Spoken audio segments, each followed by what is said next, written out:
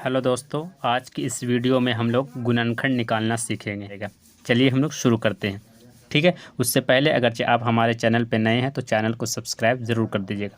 देखिए, सबसे पहले क्या होता है, इस टाइप का जो क्वेश्चन दिया हुआ रहता है, इसमें हमें पहला काम करना रहता है कि एक्स के जो पहले रहता है संख्या, उसको गुना करना रहता है लास्ट वाली संख्या से। ठीक है, तो यहाँ पर 2 था और लास्ट में 6 था, तो 2 को गुना कर दिए 6 से। ठीक है, अब 6 को 2 से गुना किए तो अंश कितना आया, 12। इसका मतलब है कि हमें कोई भी काम करना है तो 12 को सोच कर काम करना है। यहाँ पे है 6, वो ठीक है, मगर इसको हमें समझना है कि ये 12 है अब। ठीक है, अब हमें 2 ऐसी संख्या चाहिए जिसे गुना करने पर 12 आए और जोड़ने पर 7 आए। ठीक है, हमें 2 ऐसी संख्या चाहिए, तो देखते हैं कि वो दो संख्या कौन है। खोजने के लिए क्या करना है, एक तरीका है खोजने के लिए कि 12 को 2 भागों में बांट देते हैं। तो 12 को हम लोग इस तरीके से लिख सकते हैं, 2 गुने 6, यानी कि 2 और 6 2 ऐसा संख्या है जिसको गुना करने पर 12 है। तो चलो 12 तो आ गया, मगर क्या इन दोनों संख्याओं को जोड़ने पर 7 भी आ रहा है, ये भी देख लेते हैं। तो 6 और 2 को जोड़ेंगे तो कितना आ जाएगा, 8। इसका मतलब है कि जो संख्या हम लोग खोज रहे हैं वो संख्या ये नहीं है। गुना करने पर तो 12 आ रहा है, मगर जोड़ने पर ये 8 आ जा रहा है, जबकि हम लोगों को 7 चाहिए। दूसरी संख्या देखते हैं, तो 12 को हम लोग इस तरीके से भी लिख सकते हैं, 3 गुना 4। ठीक है, 3 को 4 से गुना करेंगे तो 12 आएगा, और 3 और 4 को अगर से जोड़ेंगे तो 7 आ जाएगा, है ना। देखिए मैं जोड़कर बता दे रहा हूँ, 3 और 4 को अगर जोड़ेंगे तो कितना आ जाएगा, 7 आ जाएगा। यानी कि हम लोग जो 2 संख्याओं को खोज रहे थे वो 2 संख्या 3 और 4 है। ठीक है, अब हम लोगों को आगे का प्रोसेस करना है, क्योंकि 2 संख्या तो मिल गया। अब देखिए यहाँ पे क्या करेंगे, ये जो 3 + 4 है बराबर में कितना हो गया, 7। यानी 7 को हम लोग 3 और +4 भी लिख सकते हैं, और 3 + 4 को 7 भी लिख सकते हैं। ठीक है, अब देखिए क्या करेंगे दूसरे प्रोसेस में, ये जो पहले वाला है उसको उसी तरीके से उतार देंगे। ठीक है, देखिए 2 है। अब यहाँ पर एक और चीज़, एक नियम है, उसे समझ लीजिए आप। अगरचे कोई इंग्लिश का वर्ड रहे, माना कि ए से लेकर जेड तक कुछ भी रहे, उसके पहले कोई संख्या जुड़ा हुआ रहे, तो उसके बीच में किसी चीज़ का निशान नहीं होता। जैसे देखिए 2 एक्स है तो बीच में कोई निशान नहीं है, तो इसका मतलब हुआ कि बीच में गुना रहेगा, 2 गुना एक्स।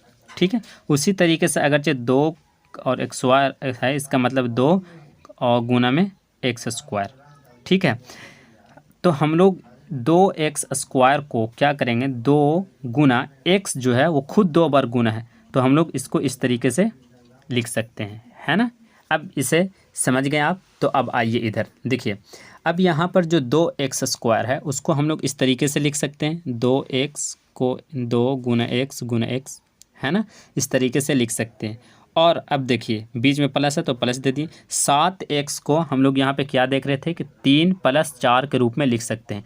तो चूंकि यहाँ पे 7 के साथ कोई x नहीं मिला हुआ था, तो यहाँ पे भी कोई x नहीं मिला हुआ है, जबकि यहाँ पे 7 जो है वो x के साथ है, तो हम लोग 3 जो लिखेंगे वो भी x के साथ लिखेंगे, और 4 जो लिखेंगे वो भी x के साथ लिखेंगे, है ना। तो देखिए 3x, या फिर ये कह सकते हैं कि 4x + 3x, है ना।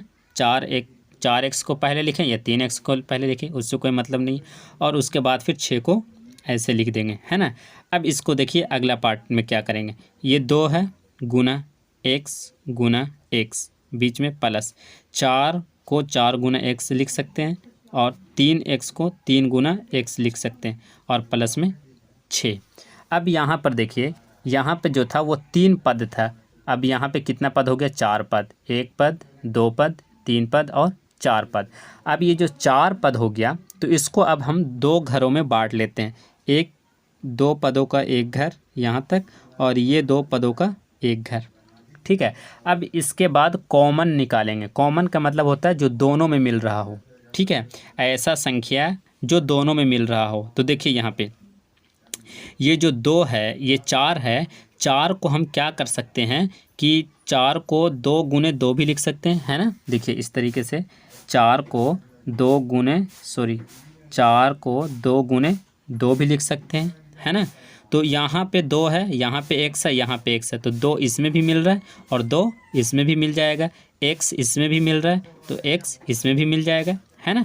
तो यहाँ से 2 ले लेते हैं, ये ले लिया और x भी ले लिया, यानी दोनों में जो मिल रहा था वो ले लिया। अब कोष्ठक देने के बाद जो बचा उसको लिख लेते हैं। तो 2x बाहर चला आया तो अंदर बचा x। अब यहाँ से देखिए 4 में से 2 ले लिए तो बचा 2 और x बाहर चला गया था, ठीक है, तो कुछ नहीं बचा। ये घर का मामला हो गया। अब इस वाले घर की तरफ आते हैं तो देखिए यहाँ पे 3 है और यहाँ पे x है और यहाँ पर 6 को हम लोग इस तरीके से लिख सकते हैं, 6 को लिख सकते हैं 2 गुने 3 लिख सकते हैं ना। तो अब कॉमा लेने का मतलब क्या है, जो दोनों घरों में मिले, तो यहाँ भी 3 मिल जाएगा और इसमें भी 3 मिल जाएगा, ठीक है। और 3 के पहले प्लस है तो प्लस भी ले लेंगे, तो +3। अब यहाँ से 3 चलाया तो यहाँ बचा x और यहाँ देखिए ये 6 है, मगर इसको मानिए इस तरीके से 3 गुना 2, तो ये वाला जो 3 था वो तो बाहर चला आया, दोनों मिलकर यहाँ से भी 3 और यहाँ से भी 3 बाहर आ गया, तो यहाँ बचा x और यहाँ बचा 2, ठीक है। अब देखिए ये वाला जो कोष्ठक है ये दोनों अगरचे सेम है, एक ही तरह से है, तो समझिए कि आपका मैथ सही बन रहा है, वरना एक तरह से नहीं है तो आपका मैथ गलत बन रहा है। अब ये जो कोष्ठक में है उन दोनों कोष्ठकों को लिखना ज़रूरी नहीं है, उनमें से किसी एक कोष्ठक को लिख देते हैं। अब ये जो ब्रैकेट के बाहर है उन दोनों को एक घर दे देते हैं, तो 2x + 3 ये ब्रैकेट के बाहर था, ये एक घर में हो गया, ये हो गया हमारा आंसर।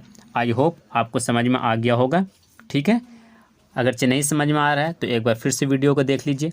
अब ये देखिए नीचे क्वेश्चन जो है, ये क्वेश्चन आपको बनाना है और उसका आंसर जो है वो हमें कमेंट में देना है, ठीक है।